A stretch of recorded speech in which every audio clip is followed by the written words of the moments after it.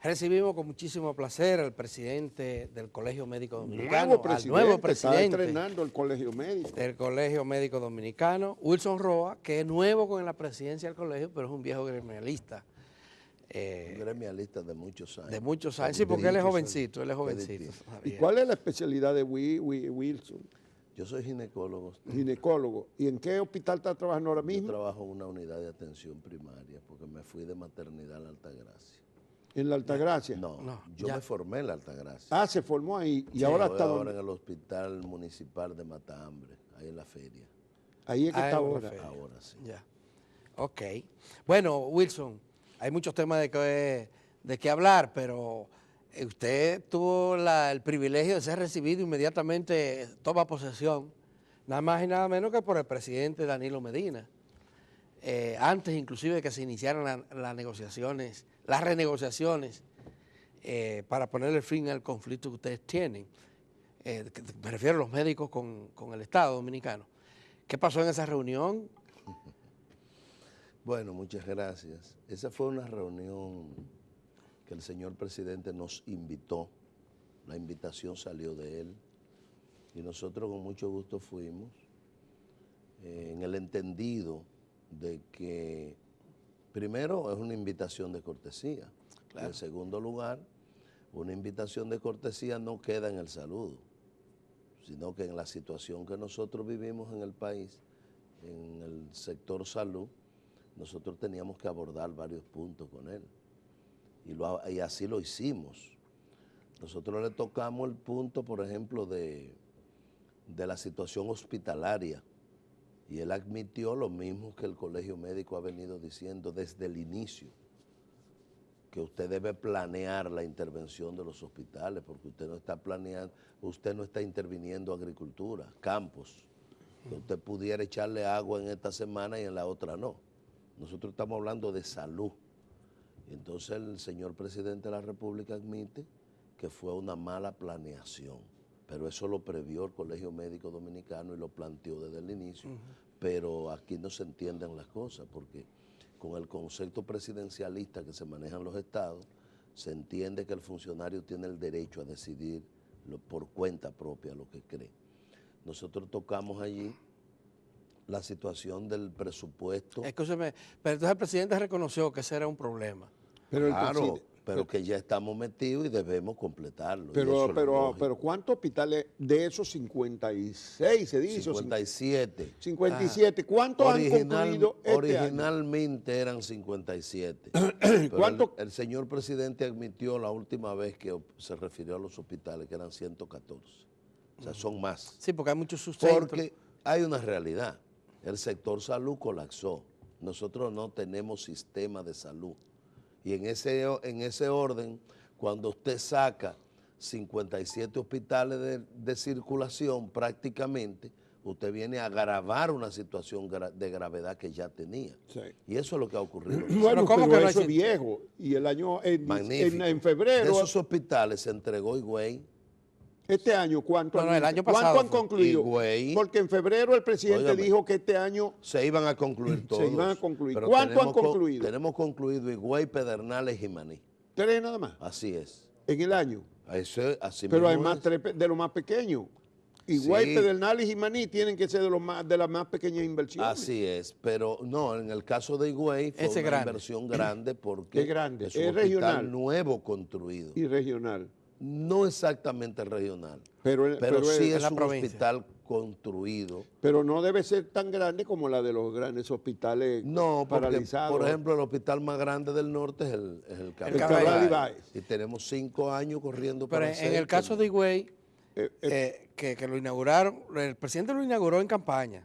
Así es. El año pasado. Ese hospital en enero lo ponen a funcionar. Ese hospital adolece de personal y adolece de equipamiento.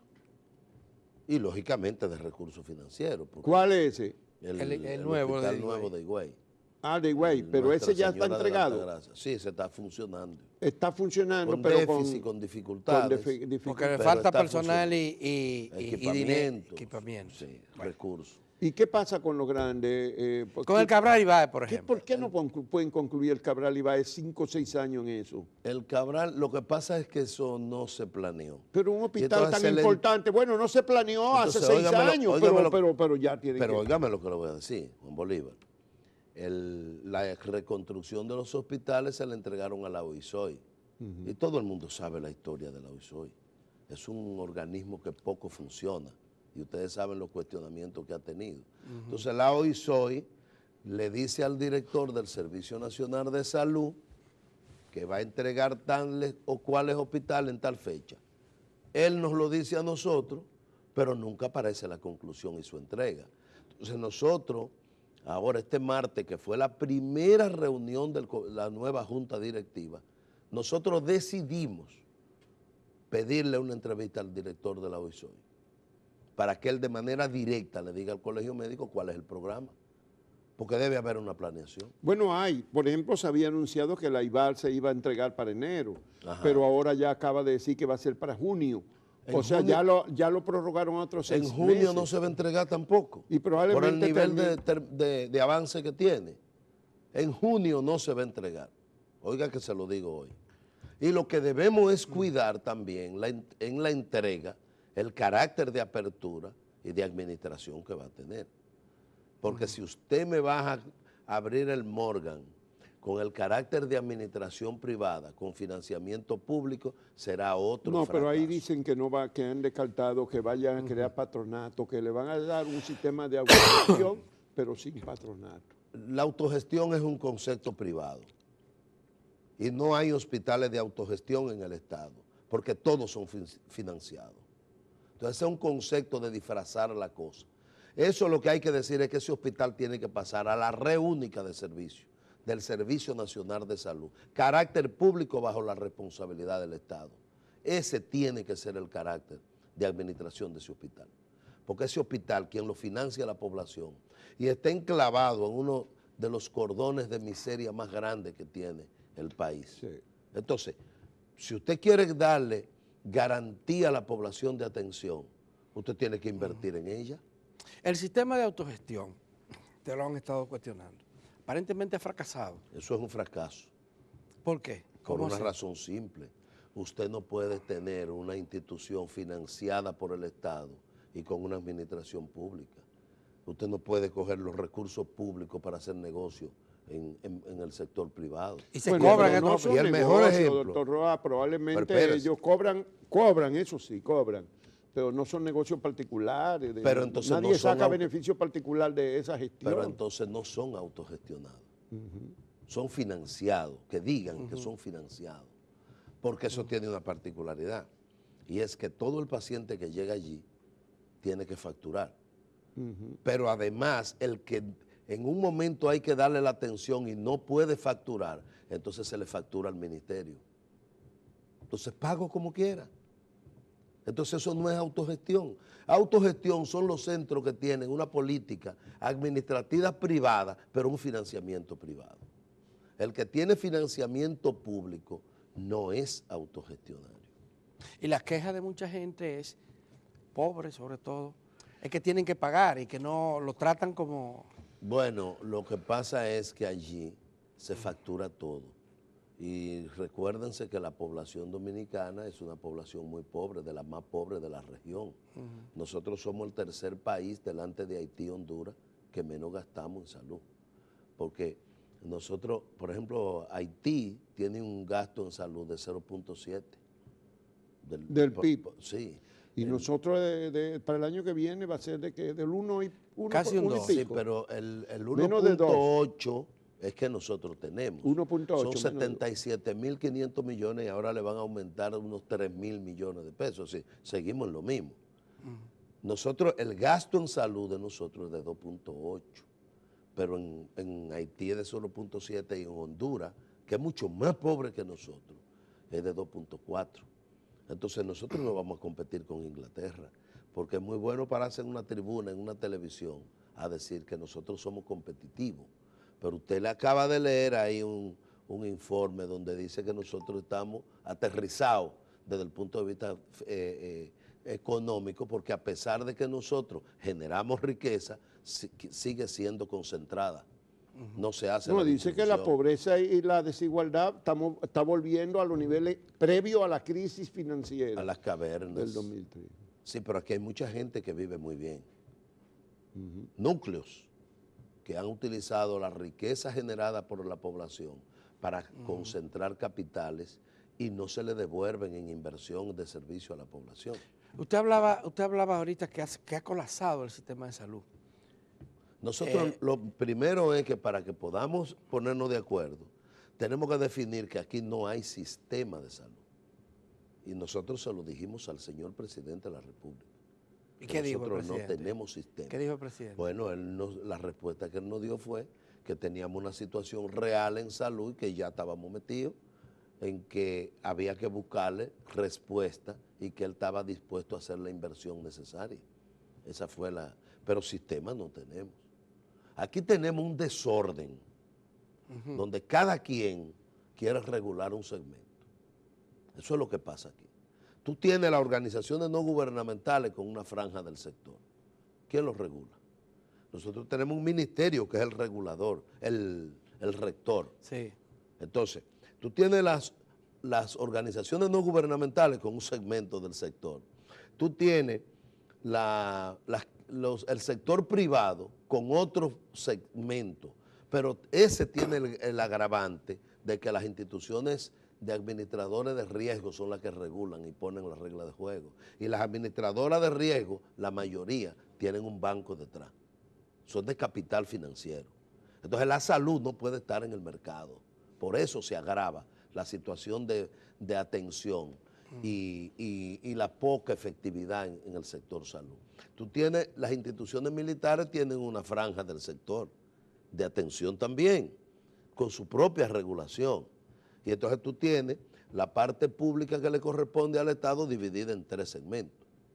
El segmento contributivo, que es el que puede autofinanciarse, el sector de contributivo subsidiado, que 17 años después no ha podido entrar, y que eso tiene alrededor de 3 millones de dominicanos, fuera del alcance de la protección de la ley. Y bueno, más de la mitad de los empleos son informales. Así es. No están ahí. Pero tú tienes entonces el sector subsidiado, que es el más vulnerable y que el único sitio donde puede recibir la atención son los hospitales carenciales y están desintegrados. Y se le agrega ahora que el poder de decidir la política de salud la tienen los empresarios, porque el Consejo Nacional de Seguridad Social, el poder de veto lo tienen los empresarios. El ministerio... No, lo tienen los trabajadores también, Roa. Lo que pasa es que los trabajadores no han sido eficientes en la defensa de los intereses que ellos representan, pero lo tienen también. Pero Bolívar, el poder de veto debía tenerlo el Estado, que es el rector, o debía tenerlo en las partes compartidas. Bueno, pero usted acaba de criticar las políticas del Estado, entonces el que lo tuviera el Estado no necesariamente implica que garantizaba una mejoría de la situación. Pero al que yo elijo para que me represente es al Estado y no a los empresarios. Sí, pero ustedes tienen una crítica fuerte a la gestión del Estado y en este ámbito, ¿cómo la tienen? Bueno, nosotros también, o sea, que el que tuviera en mano el IDSS, ¿en qué mano está? Pero usted sabe qué pasa con el IDSS. ¿Cuántos años ha estado en manos del Estado y ha sido un desastre? Pero usted sabe qué es lo que pasa. Que el IDSS ha sido dirigido por un equipo tripartito. Pero allí, usted cuando le da para atrás la deuda del IDSS, usted se encuentra con más de 3.000 millones de pesos que el sector empresarial no paga por servicio que le correspondía. Y ahora hacen una ley 123-15 para transferirlo. ¿Pero qué transfieren? Transfieren los cacarones, estructura, una parte, porque hay una parte que la vendieron, una parte de la estructura del IDSS descapitalizada. Eso fue lo que hicieron. ¿A quién se la vendieron? Ahí hay muchísimas estructuras que vendieron al sector privado.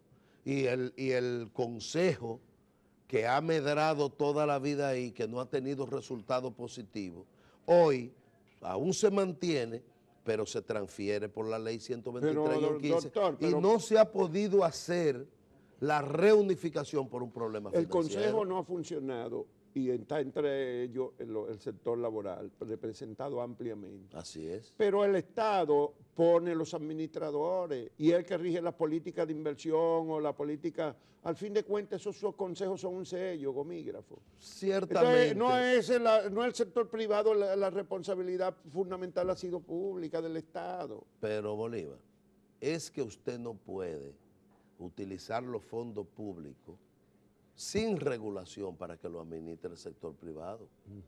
Así no. Pero usted no reconoce, pregunto, que el Estado también ha fracasado, que el Estado ha sido... pero el Estado es el responsable del fracaso del sector, por falta de responsabilidad y por falta de financiamiento. Estamos diciendo que no es el sector privado el principal. No es que Bolívar, no tenga responsabilidad como la tienen los sindicalistas. Bolívar, porque no es solamente el sector privado que ha estado, está el sector laboral. Pero usted sabía que muchos de los sindicalistas han sido aliados de la mala política de administración. Yo lo sé, pero eso no es lo que le estoy diciendo, eso. que no es un problema del sector privado, es un discurso que es unilateral, porque el sector privado tiene una responsabilidad, yo la reconozco, pero entonces también la tiene el Estado y el laboral, por lo tanto no es solo el sector privado. No, pero no hemos dicho eso. Lo que hemos dicho es que los impuestos que yo pago, que la ley me ampara en las políticas públicas, debe tener la responsabilidad a quien le toca legalmente, porque es quien yo elijo como ciudadano, para que me... y se compromete a cumplir y hacer cumplir la ley. La ministra de Salud Pública ha anunciado el inicio de la elaboración de un plan decenal de salud. ¿Qué piensan ustedes sobre eso? Bueno, que nosotros como colegio médico tenemos la obligatoriedad de participar. Es bueno que el país lo sepa. Pero, aquí viene el pero, nosotros queremos participar con propuestas objetivas y compromiso de aplicación.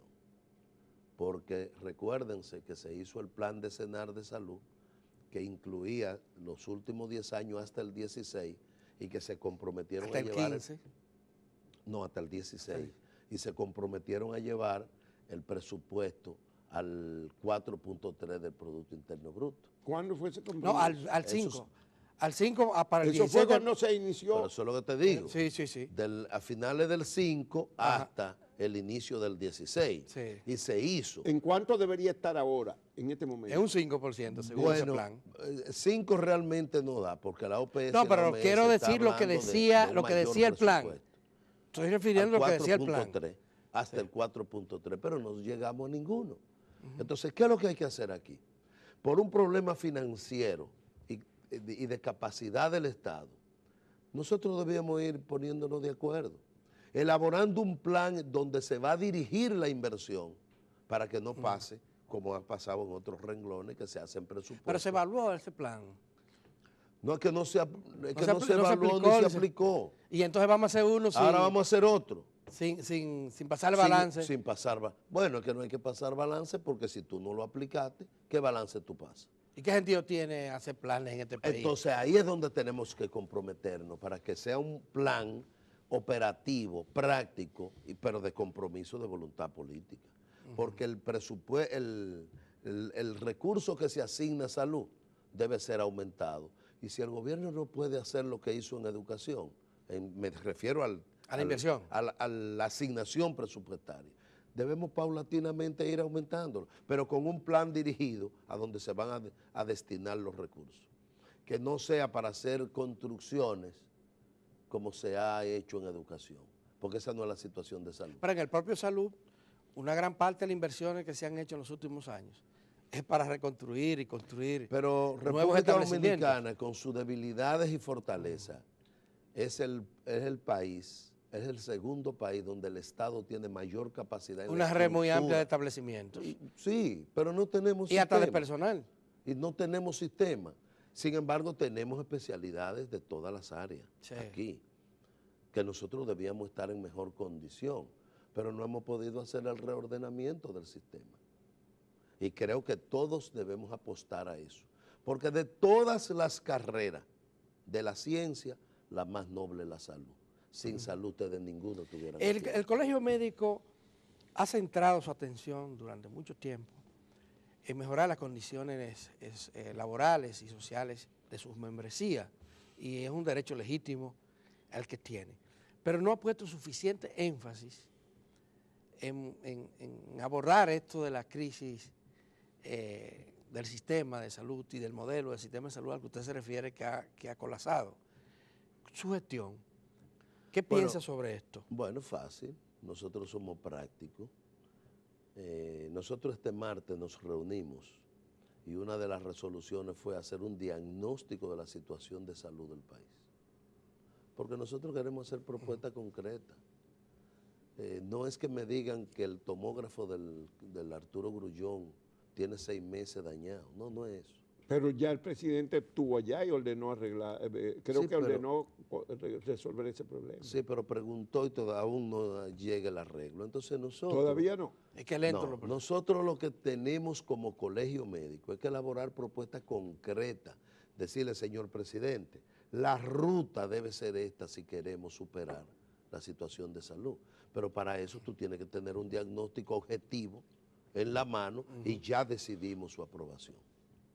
Y vamos a trabajar en eso. ¿Cuáles son las prioridades? Así, 4 o 5 prioridades que tiene la nueva directiva del Colegio Médico Dominicano, que se supone que haya más posibilidad de entendimiento ahora con el gobierno, porque se había centrado y muchos medios de comunicación habían centrado el problema en la figura del presidente del colegio. Que no se llevaba nada bien con los principales funcionarios del sector de salud. La primera tiene que ser, don Bolívar, armonizar con las autoridades.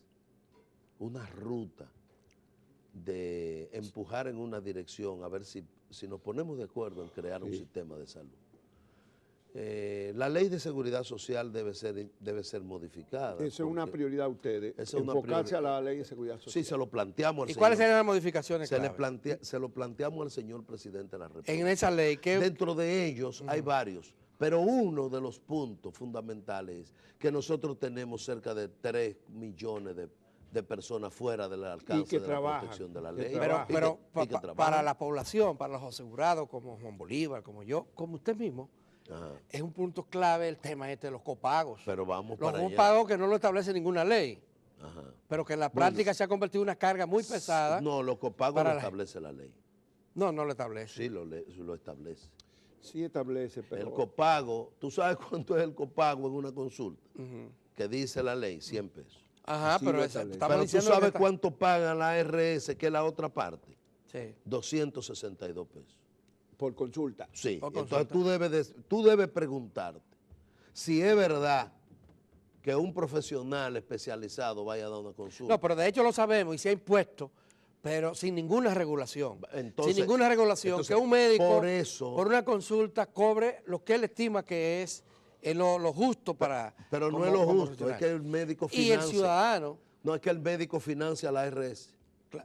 bueno, no, lo está financiando el público. No, el paciente lo financia, pero el médico lo financia también. El público, el paciente que lo está financiando. ¿Y el médico? Roa, porque cuando un médico te dice, mira, la diferencia son 1,000 pesos, la diferencia son 500 pesos.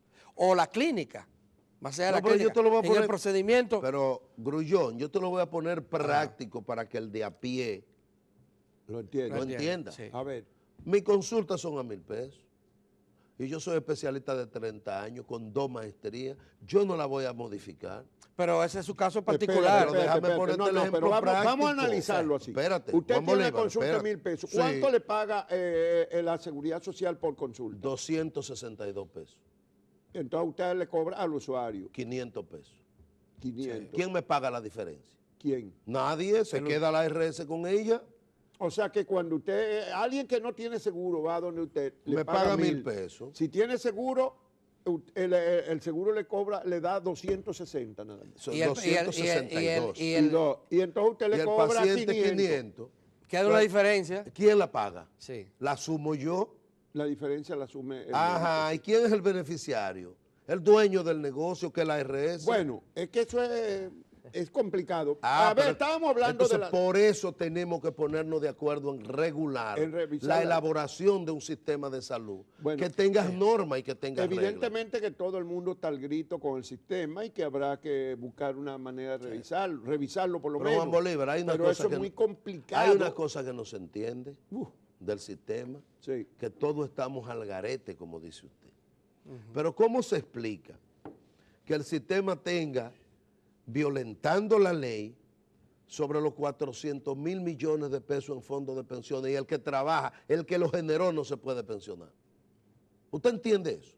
Bueno, pero viene un momento en que sí, están ¿Pero a acumulando, dónde? en un proceso de acumulación. Pero aquí- Para mí lo más grave no es eso, lo más grave es que ese dinero en el 80 y pico por ciento no está en manos del Estado, y el día en que llegue al mismo tiempo va a llegar muchísima gente con derecho a pensionarse. Yo no sé Y los de cuartos dónde no van a aparecer aparezcan. los cuartos para responderle a la gente. Entonces estamos hablando de una inseguridad social. Sí, Sí, porque sí, ese totalmente, dinero, o sea, totalmente. se ha No, usado y- para financiar los Y hay déficits del gobierno. hay otro elemento muy Pero grave. frente a eso, Hay el otro reto elemento es- muy grave para que opinen también sobre esto, es que en el mejor de los casos, los asegurados estarían recibiendo alrededor de un 30% de su salario. Bueno, aquí está proyectado,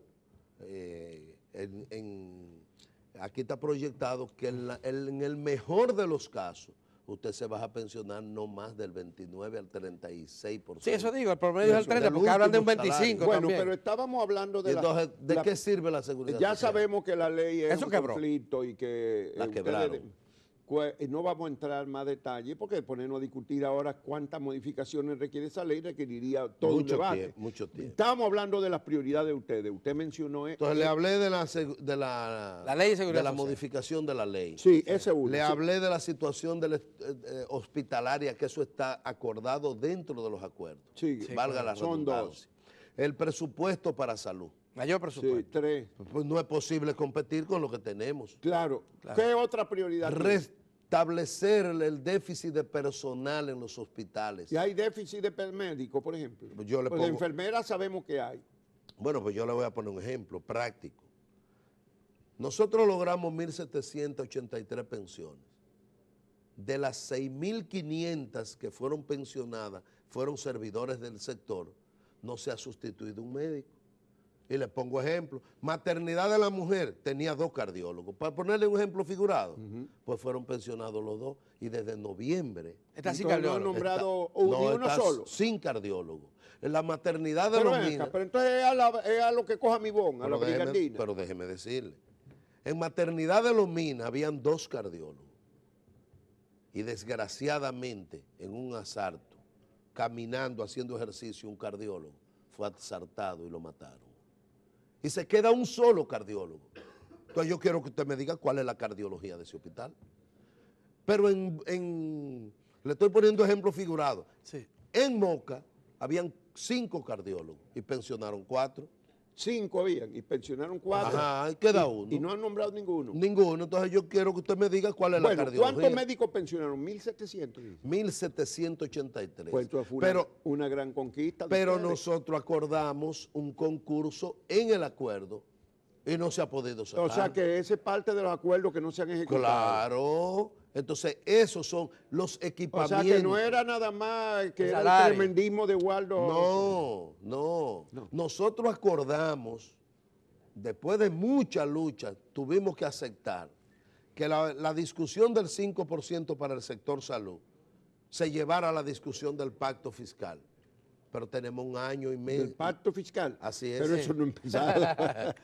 Y Pero- el pacto eléctrico ha durado 3 Pero ese años fue y el- todavía no acaban Pero de Juan fin- Bolívar, de- ese de fue el terminar. compromiso público del gobierno y lo firmó. Sí. Sí. Y nosotros le hemos dicho, está bien, nosotros sabemos que el gobierno no tiene capacidad financiera de hacer la asignación del 5%, Pero haga el 3. pero vamos a llevar del 1.8, vamos a llevarlo al 2.5 y luego aumentémosle 5. Claro, con un proyecto De inversiones. destinado de inversión, que no sea para que usted haga lo que Bueno, usted quiera. otra diferencia que esa sí se acordó. Van a ejecutarlo en materia salarial, lo que se había acordado ¿De cuándo que fueron esos acuerdos? ¿De un año y medio? 11 de noviembre. ¿Del año pasado? Se firmó. Sí. ¿Del año pasado? Sí, le celebramos un año ahora. O sea, hace un año. Así Ahí no han nombrado lo que sustituyen a los No, a 1.700 retirados. A nadie. Pero Ni los el puerteros. salario quedan problemas también. Todavía en ajustes salariales falta un tramo, ¿no? Claro. Ahí falta el 15% del mes de agosto, que a la mayoría de los del IDSS no se lo asignaron. Ok.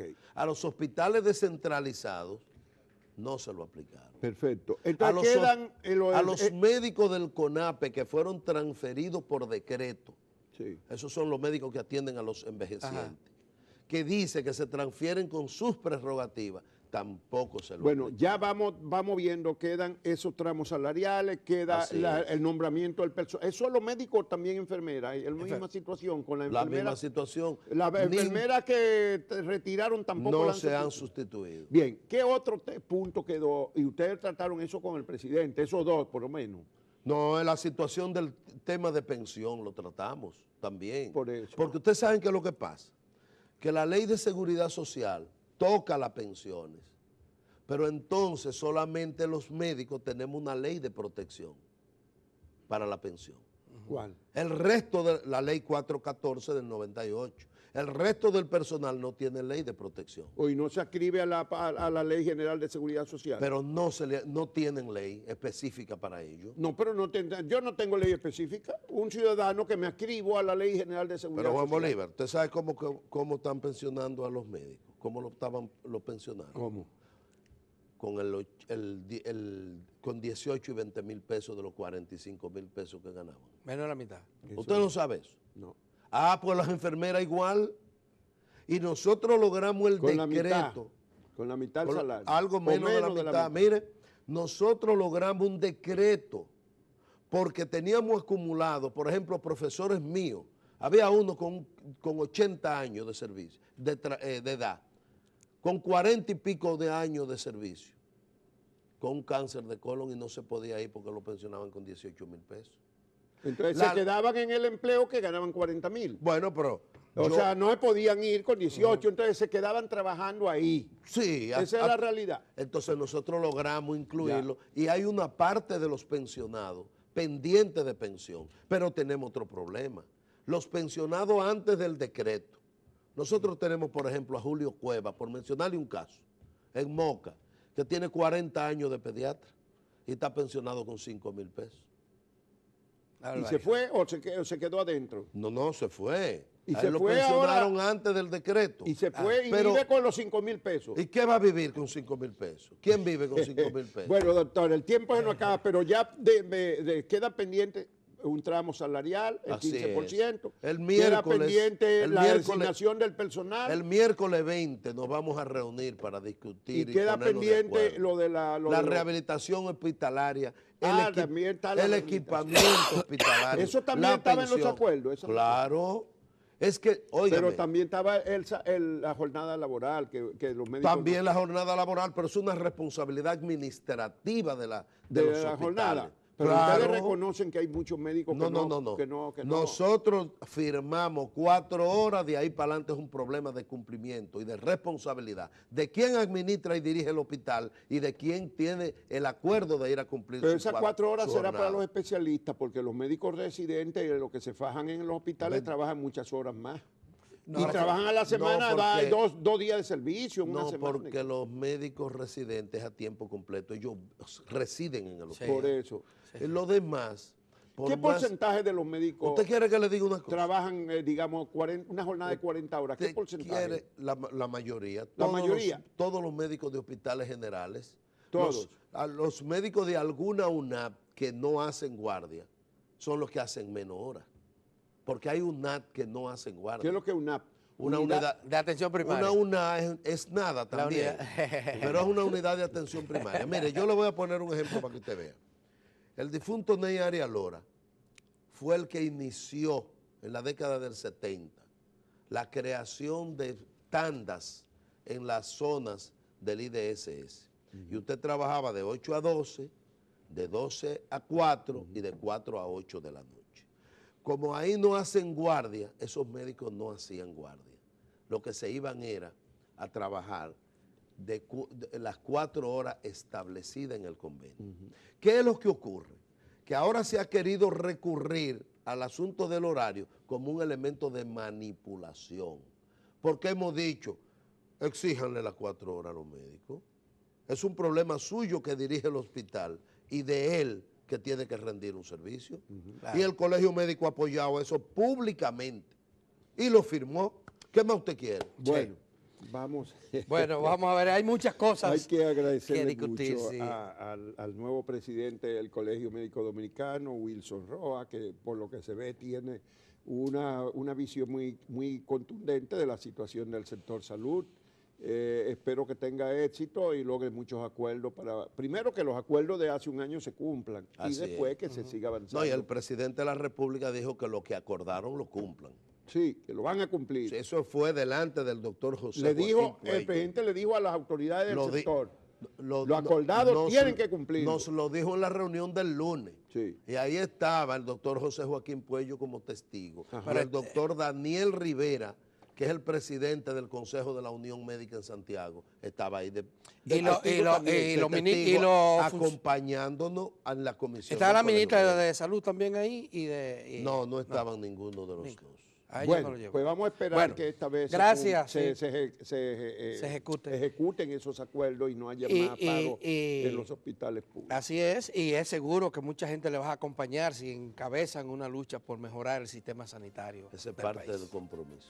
Bueno. Muchísimas gracias, Wilson Roa.